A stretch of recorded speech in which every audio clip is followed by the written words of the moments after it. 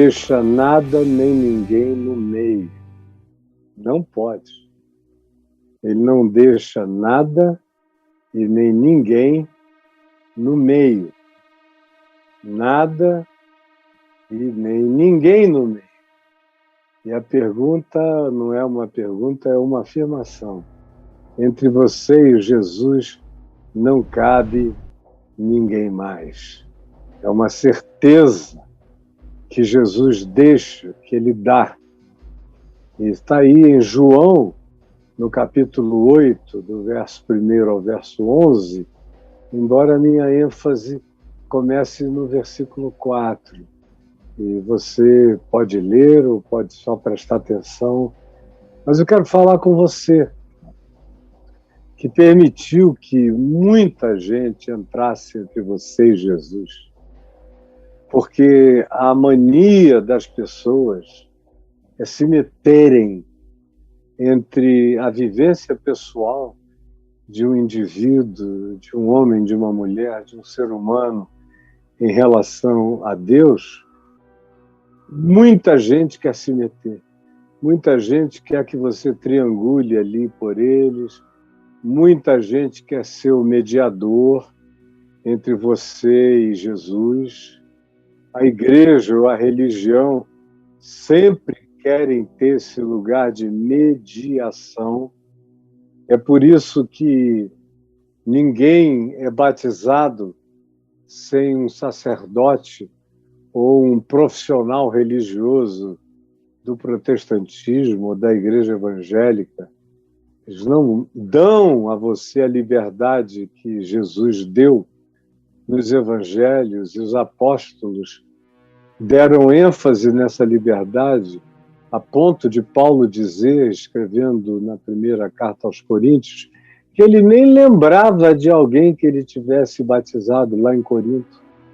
Ele pregava a palavra, mas outros batizavam. Pais batizavam filhos, maridos batizavam esposas, amigos que tinham chegado primeiro batizavam os amigos que eles tinham trazido. Não havia nenhuma sacramentalização e nenhum tipo de profissionalização. O sacramento, o batismo, era um sinal visível, era um sinal para os homens, para o próximo, para os amigos, para a comunidade da fé, para a sociedade que observasse. Tinha muito mais a ver com uma declaração, com um testemunho pessoal de pertencimento, de adesão. Não era algo que, se não fosse feito, o indivíduo não tinha acesso a Deus. Só num culto muito, muito primitivo, básico, mesmo de natureza assim chamada pagã, é que se atribui poderes humanos para fazer união entre pessoas e divindades e seres superiores, mas no Evangelho não existe nada disso. Chega-se ao ponto de dizer que Jesus, que foi batizado por João Batista, quando João viu Jesus chegando, João disse, não, eu te batizar? Eu não. Tu é que tens que me batizar. Eu não sou digno nem de desatar as correias das tuas sandálias. Aí Jesus disse, não, deixa por enquanto para que se cumpra toda a justiça. E João batizou a Jesus, ao fim do que ele viu os céus se abrirem e uma pomba descer, e ele diz que viu o Espírito Santo descendo em forma corpórea, como de uma pomba, e pousando sobre Jesus, e ouviu a voz que dizia, e que foi ouvida mais de uma vez, esse é o meu filho amado, em quem eu tenho todo o meu prazer. De modo que, seja acompanhando Jesus, acerca de quem se diz, se bem, é o apóstolo João que diz, Se bem que Jesus mesmo não batizava. Jesus mesmo não batizava, e sim os seus discípulos. Batismo, preferencialmente, é uma coisa que o pai faz pelos filhos, que um marido que tenha conhecido antes o Evangelho pratica sobre a esposa. Batismo é uma coisa que um amigo que levou você até aquela consciência de fé tem a melhor liberdade, a melhor intimidade de praticar em seu favor.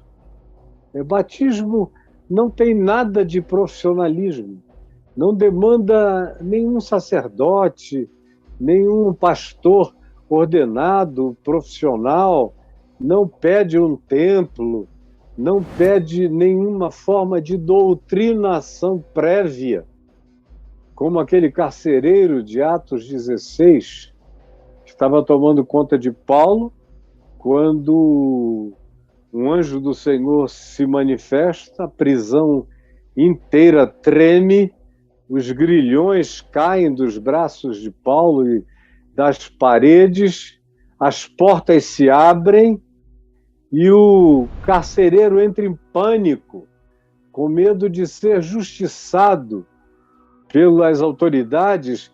Ele pegou uma espada para se suicidar, porque ele não teria como explicar nem justificar a sobrenaturalidade da ocorrência. Ele disse: eles vão me matar, então é melhor eu me suicidar aqui agora. Quando Paulo viu o que ele estava fazendo, disse: não, não, não. Não faças isso. E pregou o evangelho para ele. Ele já estava ouvindo Paulo e o companheiro dele de prisão, que era Silas, cantando louvores ao Senhor a noite inteira. E aí Paulo agora, depois de tudo isso, fala explicitamente de Jesus e pergunta. E ele pergunta a Paulo: o que é que me impede de ser batizado? E Paulo diz: nada. Tu pode ser batizado, tu e a tua casa. Ele levou Paulo para a casa dele, Paulo comeu, refez as suas energias juntamente com Silas e logo a seguir batizou aquele homem em toda a sua casa. Não teve classe de preparação, de catecúmenos, um ano, não teve doutrinação de natureza alguma, porque não havia nada disso. Tinha a ver exclusivamente com sinceridade existencial, tinha a ver com a confirmação da alegria da fé no coração. Os apóstolos criam que o batismo com água ou em água era apenas um selo externo, visível, historiável, mensurável socialmente. Para os seres humanos, era um testemunho, era uma declaração, não era nada além disso. Não operava nada interior no coração. Aliás, a pessoa só se batizava externamente, com água ou em água, depois que o coração tinha crido.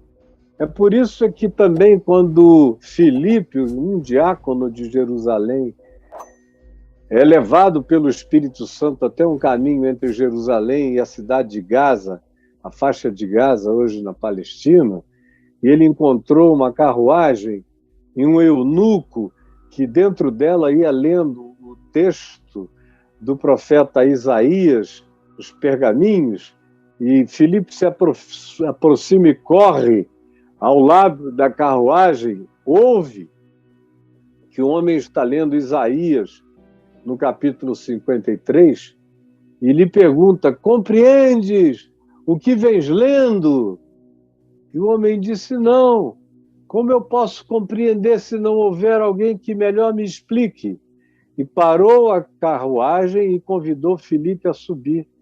E Filipe, começando daquele ponto das Escrituras em Isaías 53, anunciou Jesus para o eunuco, que era tesoureiro dos tesouros de Candace, a rainha da Etiópia.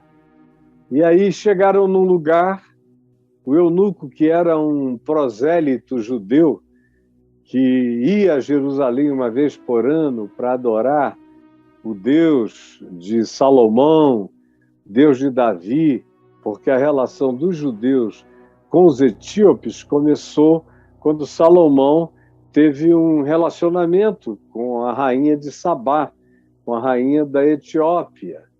E as histórias todas do judaísmo nos dão conta de que eles tiveram um filho. Alguns afirmam saber, inclusive, o nome do filho, que era Menelik. E esse rapaz, o menino que virou um rapaz adulto, ia para Jerusalém, depois de um tempo ficou para ser educado na consciência da fé do seu pai, que era o rei Salomão. E há muitas histórias paralelas em relação a essa ocorrência. Mas o interessante é que aquele eunuco, nos dias, logo depois da ida de Jesus aos céus, tinha ido adorar em Jerusalém, estava de volta para a Etiópia, e o Espírito Santo armou essa cilada linda. Mandou Filipe correr sem saber porquê, ir para aquele caminho, ele não imaginava qual a razão. Quando ele viu a carruagem, ouviu o texto sendo lido, corre ao lado, recebe esse convite para subir, explica tudo, e aí mais adiante o eunuco vê um riacho que está lá até hoje, que ganhou o apelido justamente por causa dessa ocorrência de Atos dos Apóstolos, no capítulo 8, ganhou o nome de Ribeiro de São Filipe. Eu já estive lá muitas vezes, já gravei programas lá, e é uma água límpida, porém rasa, tem 1,5 palmo de ribeiro. Não dá para mergulhar necessariamente uma pessoa ali, mas dá para molhá-la com água, e foi desse modo que Filipe batizou o eunuco, e logo depois disso, o Espírito Santo arrebatou a Filipe, trasladou a Filipe. E ele foi se encontrar, se achar, se perceber de novo, a muitos quilômetros de distância, numa cidade também dos filisteus, no antigo litoral da Filístia. Ele veio se achar, no Novo Testamento dizem Azoto, mas era uma maneira transliterada para falar. O nome da palavra que no Velho Testamento hebraico é Asdod, que está lá também até hoje, na praia. E é uma cidade muito interessante, tanto quanto Askelon, que era uma outra cidade dos filisteus. Filipe foi arrebatado de Gaza, às margens do Ribeiro de São Filipe, e veio a se achar quilômetros e quilômetros adiante. Quando ele se viu, ele estava em Asdod. E aí, dali, ele passou adiante evangelizando, falando de Cristo às pessoas que encontrava. Há uma quantidade enorme de ocorrências no Novo Testamento que tiram todo esse profissionalismo religioso do batismo, que há religiões e grupos e denominações do cristianismo que chegam a asseverar que sem batismo a pessoa não é salva. Você já ouviu isso por aí, não é? Que uma criança não batizada fica indeterminada, fica no limbo, uma construção, porque não dá. Jesus disse que dos pequeninos é o reino dos céus, mas a religião tem a ousadia de não conceder às crianças o que Jesus disse, dos pequeninos. Não os embaraceis de vir a mim, porque os discípulos queriam impedir as crianças de correrem para Jesus. Eles parem com isso. Vocês estão se metendo entre as crianças e eu. Vocês não sabem que delas é o reino dos céus. Por que vocês estão fazendo isso? Não os impeçais. Não fiquem no meio, não se interponham. Mas até hoje eu encontro pessoas que me perguntam: pastor, eu não fui batizado, ou eu só fui batizado criança. Lá na minha igreja dizem que se eu não for batizado adulto, eu não vou para o céu. É verdade isso? Eu digo absolutamente não. Você crê em Jesus de todo o seu coração? Creio. Quer ser batizado apenas como um sinal visível de um acontecimento invisível no seu coração?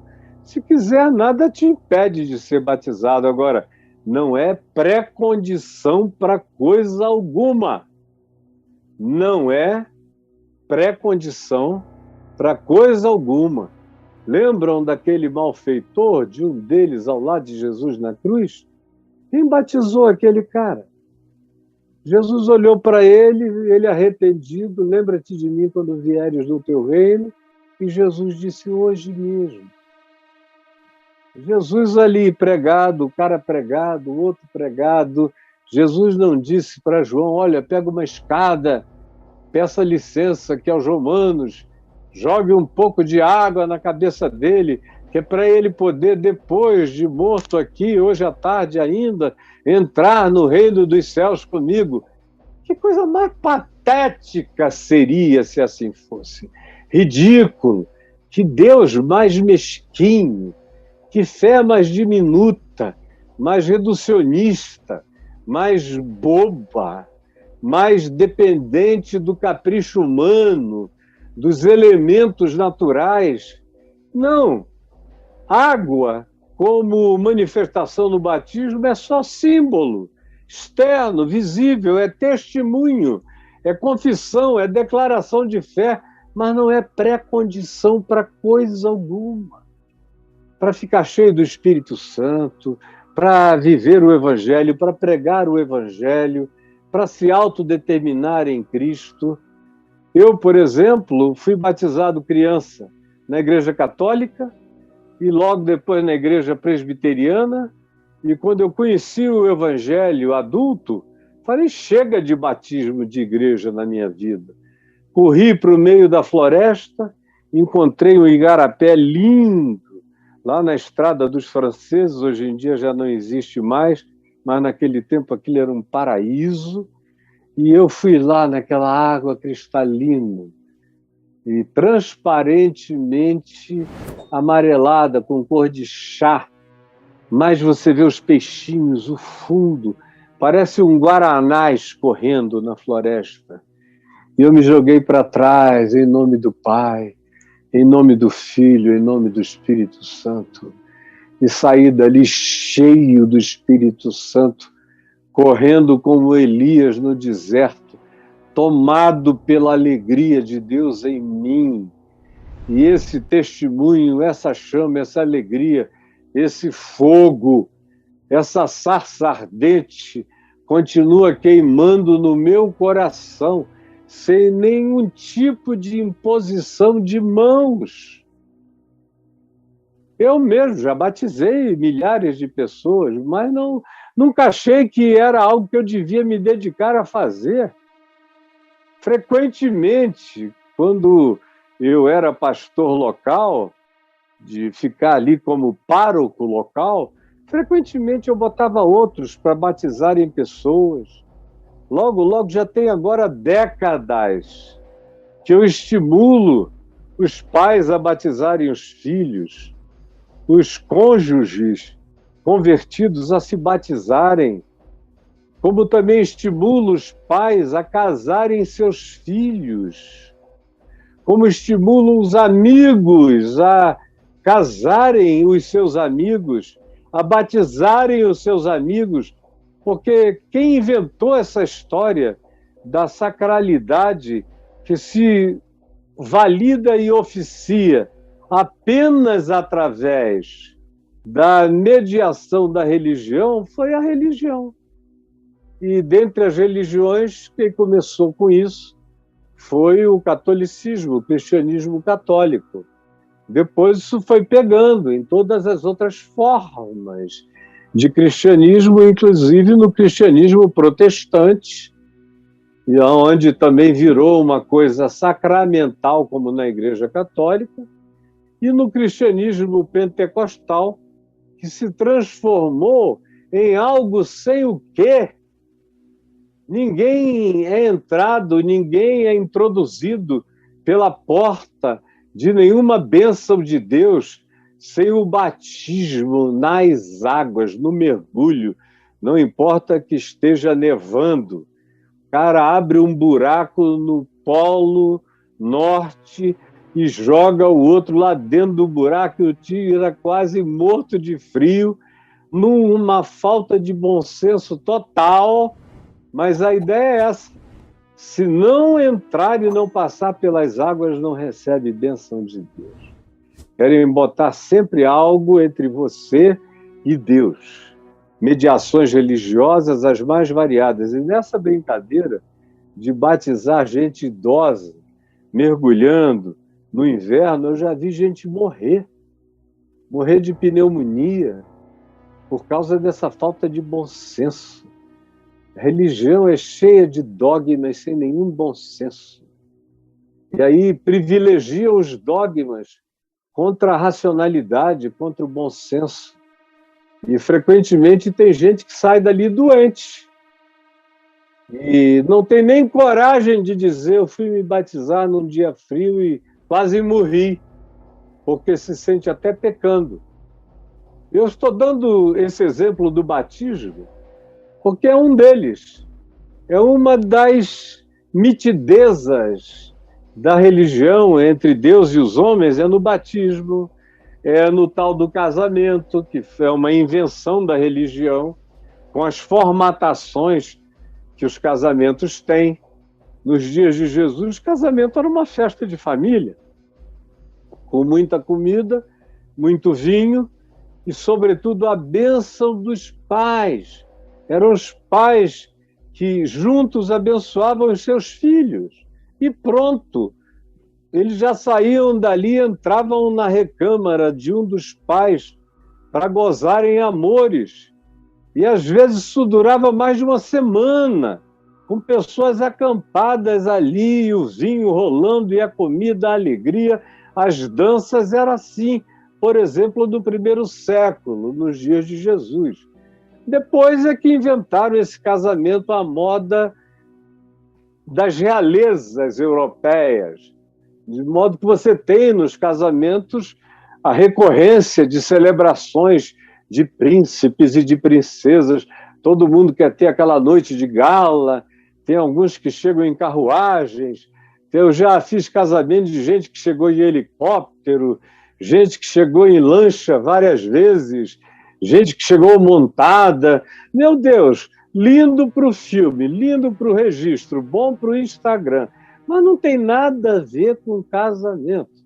Em geral, aquelas pessoas chegam ali e eu digo: ó, vocês, se não estão casados ainda, antes de aqui chegarem, fiquem sabendo que não sou eu que faço casamentos. Eu não tenho esse poder, não tenho o poder nem de me autocasar. Do ponto de vista cerimonial, se o meu coração não se ligar pelo amor ao meu cônjuge, à minha mulher, ninguém, nem no céu, nem na terra, nem anjos, nem arcanjos, nem ninguém tem o poder de me casar. Porque ou é algo que Deus uniu, ou então é algo que vai acontecer sob pena de se transformar numa grande sentença de convívio de infelicidade. E é assim com tudo. A religião quer ter o domínio e o controle de tudo. Se não passar pela mão do sacerdote, pela mão do pastor, pelo crivo da religião, pelo atestado de certidão, de validação de casamento, o cara pensa que está em pecado diante de Deus, que está tendo relações sexuais ilícitas com a sua mulher, e fica achando que Deus é assim, que Jesus é assim, que os apóstolos eram assim. Isso é só uma inversão do cristianismo. Era assim nas religiões pagãs do Império Romano, Era assim nas religiões dos sacerdotes de todas as outras religiões da Terra. Mas o Evangelho faz de cada pessoa sacerdote de si mesmo diante de Deus quando crê. Segundo a mediação da fé. Pela mediação da fé, eu tenho o Espírito de Cristo como o mediador entre mim e Deus, como Pedro disse, Paulo repetiu, há um só Deus e há um só mediador entre Deus e os homens, Jesus Cristo, homem. O resto tem que ficar fora.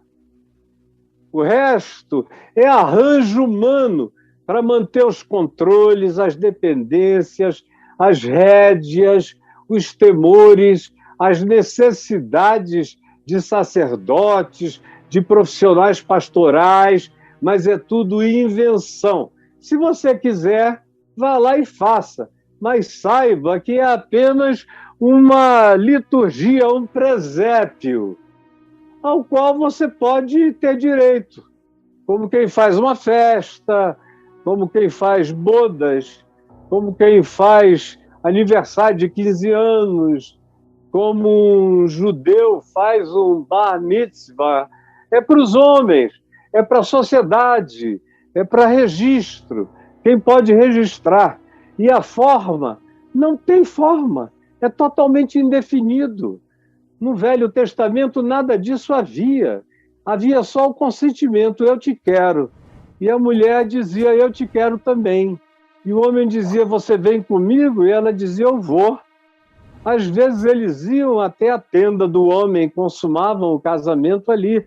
Outras vezes, como foi o caso de Isaac com Rebeca, ele pegou a Rebeca e levou direto para a tenda da sua mãe, Sara, e a possuiu na cama da sua mãe. De tão livre que isso tudo era. Esses complexismos têm a ver com invenções sociais, mas não tem absolutamente nada a ver com Deus, nem com o Evangelho, nem com Jesus.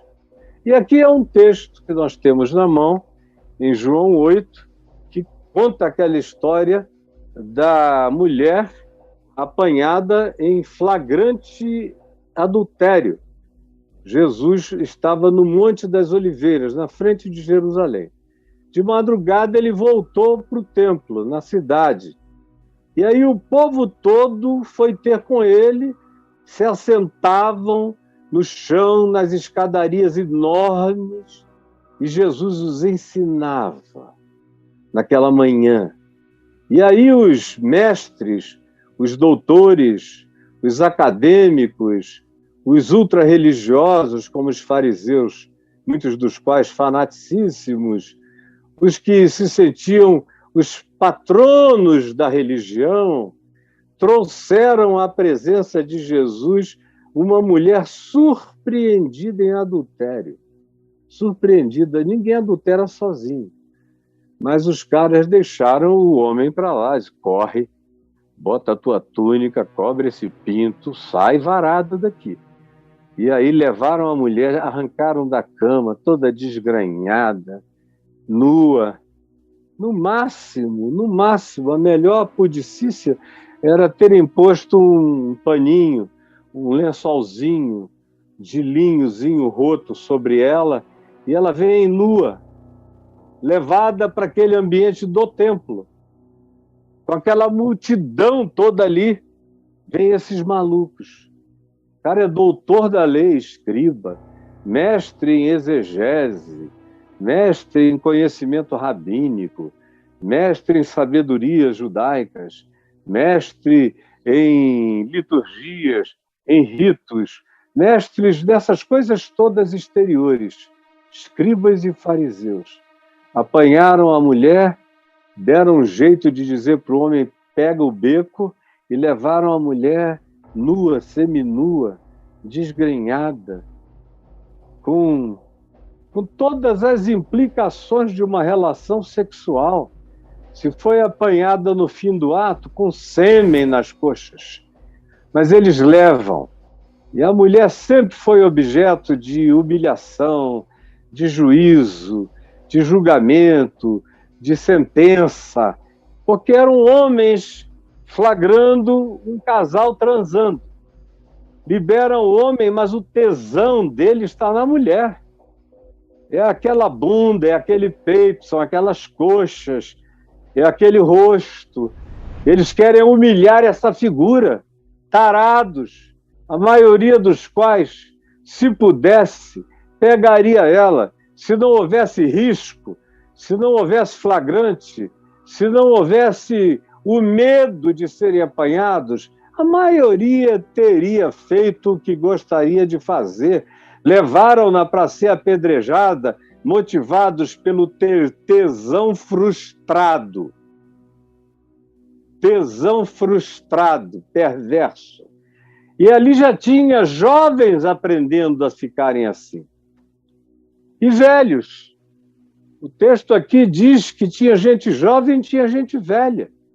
É triste quando você vê a religião adoecendo a cabeça de jovens, adoecendo a sexualidade, adoecendo as perspectivas de legalização do sexo, se tem que ser legalizado ou não pode ser legalizado, se tem que ter a mão de um homem de Deus no meio, porque senão Deus não abençoa. Todas essas palhaçadas que ensinaram a vocês esses anos todos, em razão das quais tem gente que me odeia, porque eu digo que tudo isso é mentira. E eu estou dizendo isso desde a minha juventude, vou dizer até o último dia da minha vida. O caminho de Jesus não passa por aí. E não é permitido, guarde bem isso no coração, não é permitido que ninguém se interponha entre Jesus e você, entre você e Jesus. Esses xerifes da moral, os flagradores, os denunciadores, os sentenciadores, que interpretam Moisés contra a vida, dizem, após trazerem a mulher surpreendida em adultério e após fazê-la ficar pelada no meio de todos. Desculpe a expressão, mas o que tinha de pinto duro ali não era moleza. Bando de religioso tarado, mulher gostosa, nua, os bichos estão ali, sabe? Aquela vontade, aquela baba de cólera, porque a oportunidade não era deles. Perversos, como continuam a ser, a fazer e a praticar até o dia de hoje, a 3x2. Tem muita gente aqui que frequenta ambientes onde isso é feito quase que dominicalmente ou todas as quartas-feiras. São sessões de disciplina. Vamos afastar fulano de tal, Beltrano, porque foram apanhados em flagrante na quebra do 7º mandamento. E para crente parece que o único pecado é adultério. O cara mata praticamente, rouba, mente, diz falso testemunho, trata mal os pais, é idólatra do dinheiro, faz barganhas, pratica todas as coisas que prejudicam a vida, mas nada disso é levado em conta. Mas se tiver sexo envolvido, eles são afastados na mesma hora para sempre. Parece que pecaram contra o Espírito Santo, algo que não se teria perdão. Porque na prática é assim que esses casos são tratados, e vocês sabem perfeitamente disso. Eles vêm para Jesus, os escribas, os mestres, na interpretação, os hermeneutas, e disseram a Jesus: mestre, esta mulher foi apanhada em flagrante adultério. Não dá para dizer que não foi, a gente viu, a gente pegou, a gente tirou ela de lá e Jesus sabia da maldade. Cadê o cara? O cara tinha ido. Talvez o cara estivesse até lá atrás, escondido, e coberto pela confraria dos adúlteros religiosos. Mas a mulher foi posta no meio de todos. E aí disseram eles, baseados em Moisés, e na lei nos mandou Moisés que tais mulheres, e Moisés não mandou isso às mulheres, ele disse que os adúlteros deveriam ser punidos, mas não eram as mulheres. Aqui eles são seletivos. Depois de tantos anos após Moisés, os homens já tinham uma carta de alforria. E eu não tenho tempo para explicar aqui de onde vinha essa carta de alforria, mas os achados arqueológicos nos mostram que havia religiosos que eram capazes de se casar com 2, 3 mulheres no mesmo dia. De manhã eles se casavam com uma, levavam para o quarto, comiam. Aí se divorciavam à tarde, casavam com uma outra, levavam para o quarto e comiam. Aí se divorciavam à tardinha, casavam com outra à noite, levavam para o quarto e comiam. E assim eles praticavam essa monogamia sucessiva no mesmo dia, supostamente sob as bênçãos de Deus. Vocês vejam a hipocrisia sem cura do fenômeno religioso na maioria das vezes, e as histórias que eu tenho para contar deixariam vocês de cabelo em pé. A ignorância é o que mata a maioria daqueles que estão me ouvindo. Aí dizem eles, na lei nos mandou Moisés que tais mulheres sejam apedrejadas, tais mulheres. A coisa tinha ficado circunscrita agora só a uma espécie de feminicídio decorrente do adultério. Não era uma pessoa adulterando, era um grupo de homens largando a pedrada, esfolando a mulher que eles queriam ter esfolado de outro modo. Não vou dizer com que pedaço de pau.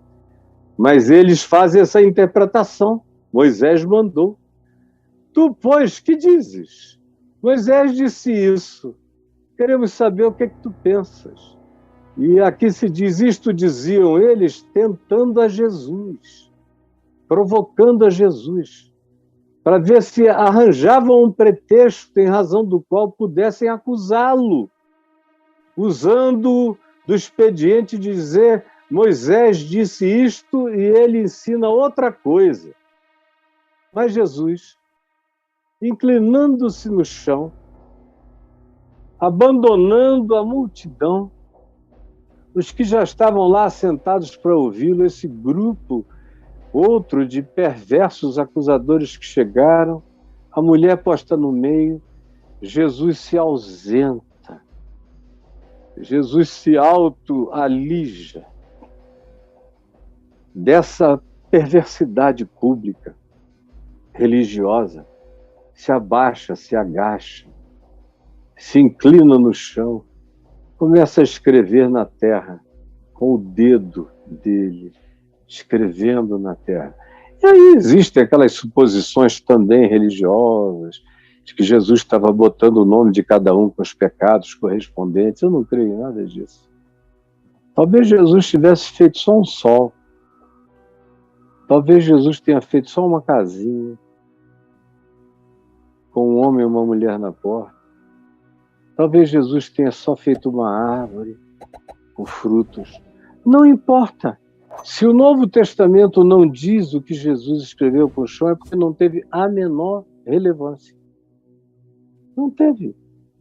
Só diz que o descaso dele, para com o pretexto dos religiosos, acadêmicos e puritanos, foi de tal ordem que ele deixou-os falando sozinhos com as suas pedras nas mãos e começou a escrever algo que poderia ser até uma distração para crianças no chão da terra, sem dar a menor importância a eles, enquanto eles ficavam ali em silêncio, vendo o que Jesus diria.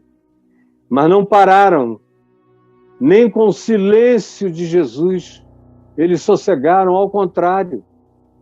Diz que eles insistiram na pergunta. Hein, Jesus? Moisés mandou jogar pedra nessas mulheres, tu, pois, o que dizes? Hein, Jesus? E Jesus escrevendo no chão. E eles insistindo na pergunta. Então Jesus se levantou. Meu Deus, essa coisa quando Jesus se levanta, devia ser uma coisa absolutamente apavorante. Ele olhar penetrante, todo mundo olhando para ele. E Jesus se levanta. E lhes disse, olhando para cada um desses juízes da moral, aquele que dentre vós estiver sem pecado, seja o primeiro que lhe atire pedra. Quem é? Quem é o homem aqui sem pecado? Pensando exclusivamente, por exemplo, do pecado sexual. Quem de vocês não tem tesão perverso? Quem de vocês não carrega pensamentos, desejos, sentimentos, volúpias, impurezas no coração? Aquele que entre vocês for esse indivíduo limpo de coração, sem dolo algum na mente, na alma, no pensamento, no chão, voltou a não dar a menor bola para a questão do adultério da mulher. Abandonou aquele grupo de pessoas ao murmúrio, indignado, perplexo, ao mesmo tempo envergonhado, porque olha que se diz, Jesus retorna ao chão, volta a escrever no chão, mas ouvindo eles esta resposta, e acusados pela própria consciência, foram se retirando um por um, a começar dos mais velhos, gente com a cabeça branca, gente broxa que já não tinha mais nem pinto para ereção, mas tinha aquela vontade e aquela raiva de não poder mais. Dos mais velhos foram se retirando até aos jovens, até aos últimos, ficando, depois de tudo, o lugar vazio, ficando só Jesus e a mulher no meio onde ela estava. Silêncio. Jesus se levanta de novo e a mulher está ali, cabeça baixa. Os homens todos foram jogando as pedras no chão e se retirando, ninguém sem dizer palavra alguma. Então Jesus, erguendo-se, e não vendo a ninguém mais além da mulher, perguntou-lhe, mulher, onde estão aqueles teus acusadores? Eu acho isso maravilhoso. Mulher, aonde estão aqueles teus acusadores? Aqueles machistas, chauvinistas, misóginos, feminicidas, perversos, brutos, ogros, grotescos, rudes. Cadê aquele pessoal que queria fazer uma montanha de pedra sobre o teu corpo? Onde eles estão? E aí, em seguida, ele diz à mulher, pergunta à mulher, ninguém te condenou? E ela respondeu, ninguém, Senhor. Eles foram embora, jogaram as pedras e saíram. Então Jesus, em pé, olhando nos olhos dela, lhe diz, nem eu tampouco te condeno. Nem eu tampouco te condeno. Moisés passou. A lei de Moisés, com suas pedradas, suas sentenças, eu vim para cumprir em mim e para acabar com ela, como Paulo diz, para rasgar o escrito de dívida que vinha da legislação de Moisés e das legislações judaicas posteriores, contra tudo e contra todos, não se podia fazer nada. nem tirar uma meleca do nariz num dia de sábado, porque era trabalho. Não se podia fazer nada. Cheios de mandamentos para tudo, e todos contra a vida. Ninguém te condenou? Não, Senhor, ninguém. Ele diz, nem eu tampouco te condeno. O que não é uma liberação para pode dar para todo mundo, minha filha, gostosa, linda desse jeito, tem mais é que fazer a vida dos homens valer a pena, te provando. Não. Ele não te condena, eu não te condeno. Eu não te condeno. Isso pode acontecer. Pode acontecer. Mas o que eu te digo, como continuidade para a tua vida, é uma coisa só. Vai, volta para a tua casa, tenta voltar para a tua vida e não peques mais, não adulteres mais. Isso destrói teu caráter, isso adultera a tua identidade, vai produzindo estelionato no teu caráter, vai te fazendo uma pessoa que se entrega à falsificação, à mentira, ao escondido. E todo adultério demanda mentira, demanda infidelidade, demanda engano. Alguém ou alguns estão sendo enganados, sem falar nos que o praticam, que estão perdendo sua própria solução pessoal. Por isso é que esse tipo de pecado é chamado também de dissolução, porque dissolve, tira a solução do caráter humano, tira a solução da identidade, da fidelidade, da lealdade, vai tirando pedaços, vai comendo partes da gente. E tem gente que pensa que pode sair de uma traição para outra traição, de um engano para outro engano, incolumemente, sem consequências. Não existe isso, filho, filha, não existe.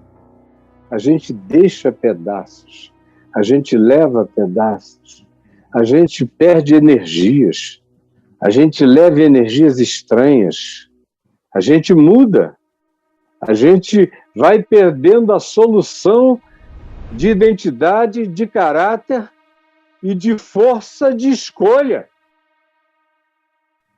O poder da fidelidade vai morrendo na gente, quando a gente vai se entregando a esse tipo de concessão, ao engano, à mentira, à traição, ao esconderijo da maldade enganosa. Então, eu não te condeno.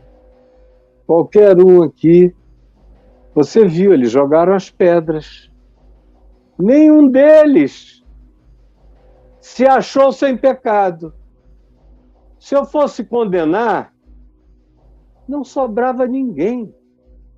Mas o Filho do Homem não veio para condenar, veio para perdoar, veio para ensinar um outro caminho, veio para dizer isso aqui acaba aqui.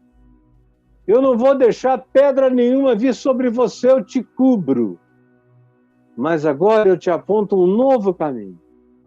Vá você, viva uma outra vida e não peques mais.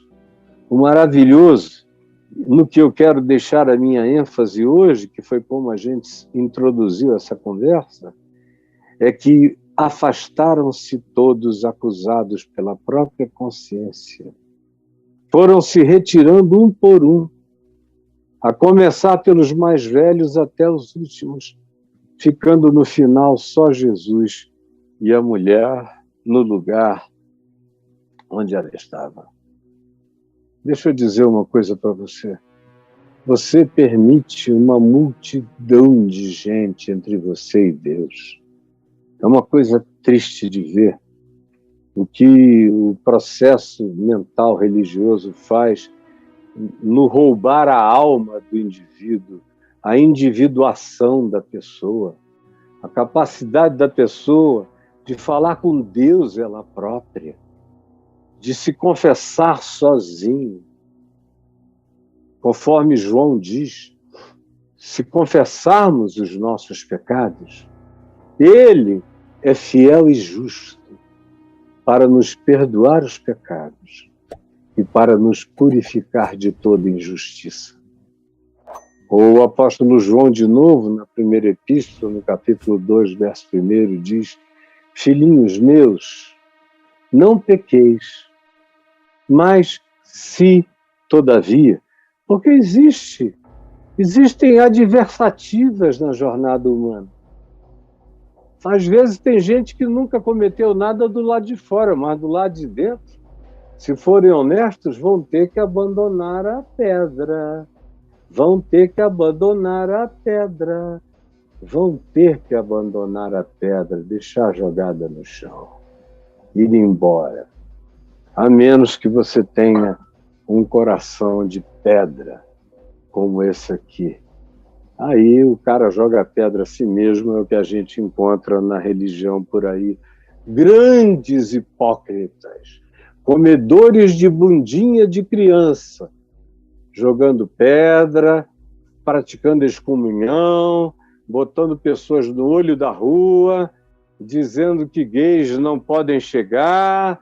Vocês sabem, eu sou e fui o proctologista da maioria deles. Eu sei aonde o bicho pega lá, na rabeira deles. Mas a hipocrisia é uma coisa monstruosa. Não aceite mais isto. Não aceite mais ninguém entre você e Jesus. É você e Jesus. Ontem eu vi um cara que eu conheço desde que ele tinha 18, 19 anos, sempre foi canalha e cafajeste, desde jovem, sempre foi. Não vou falar o nome dele, porque não vale a pena e eu não estou aqui para isso. Quem me dera ele jogasse a pedra dele fora, mas não joga não. Já passou por poucas e boas e não se corrige. Mas eu ouvi ontem dizendo, agora tem esses tais aí, os desigrejados, que dizem que não dão mais ouvido aos seus bispos, aos seus apóstolos, aos seus pastores. Eu, ouvindo aquilo ali, disse, graças a Deus, que já tem 17, 16 milhões de pessoas no Brasil que entenderam que elas podem ter uma relação direta com Deus. Mesmo que elas frequentem algum lugar, elas vão ao lugar para um congraçamento, para os festivais de celebração, para o encontro fraterno, mas não é porque, se não forem, Deus não estará com elas. É mentira quem diz o contrário. Filhinhos meus, não pequeis, diz João, mas se todavia alguém pecar, tendes advogado, Jesus Cristo justo. Ele é a propiciação pelos nossos pecados e não somente pelos nossos que conhecemos essa informação. João acrescenta, mas é a propiciação pelos pecados do mundo inteiro. Ou como a gente lê no texto do Velho Testamento, do profeta Zacarias, no capítulo 3, aquele juízo onde o sumo sacerdote Josué, com uma mitra suja, roupa sacerdotal suja, todo esmulambado, está na presença do Senhor, do anjo do Senhor, que é um anjo com A maiúsculo, que é o equivalente ao Cristo eterno antes da encarnação de Jesus. Está ali Satanás acusando o sumo sacerdote, que estava cheio de pecado e de mácula, e o anjo do Senhor chega e o repreende. Repreende dizendo, em nome do Senhor eu te repreendo, Satanás. Esse aqui é um tição, é uma madeira queimada, é um pau de carvão preto no fogo, na brasa, que eu peguei na minha mão e o separei para mim. Fiz dele um cajado para mim. Eu escolho quem eu quero. Cala a tua boca. Como disse o Lulu Santo, cala a boca, morreu. Quem manda na minha boca sou eu. E no Evangelho, isso está dito há muito tempo, foi o que Jesus disse, cala a boca, morreu. Quem manda agora na minha boca para confessar a verdade em Cristo sou eu. Jesus levantou, não viu mais ninguém, só a mulher. É o cenário ideal. É quando a gente chega nesse nível de consciência, onde você não precisa mais, como às vezes eu vejo, pessoas que vão, cometem um pecado e procuram um pastor boca rota, que já sai dali, conta para a mulher dele conta para as mulheres do grupo de oração, que contam para os seus maridos, que contam para os seus filhos, que contam para todo mundo. Aí a pessoa volta à reunião domingo, está todo mundo sabendo para quem ela deu, e o pastor, às vezes, fica com um tesão tão grande. Desculpe, eu não invento histórias.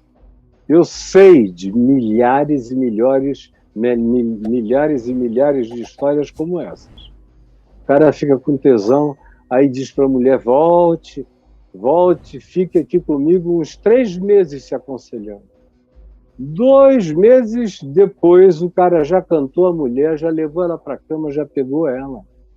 E agora ela tem um segredo com o pastor. E ela que foi lá para se libertar de uma culpa, adquiriu outra pior. E ainda foi transformada numa meretriz cultual, numa prostituta cultual do pastor malandro, do sacerdote perverso, canalha. Sempre foi assim. O Novo Testamento nos deixa claro que essa não é uma ocorrência de agora, sempre aconteceu do mesmo modo. E Jesus ensina que é para não ficar ninguém entre você e ele. Ou você pode ser a mulher, você pode ser o homem, ou podem ser vocês dois. Se aproximem diante de Deus.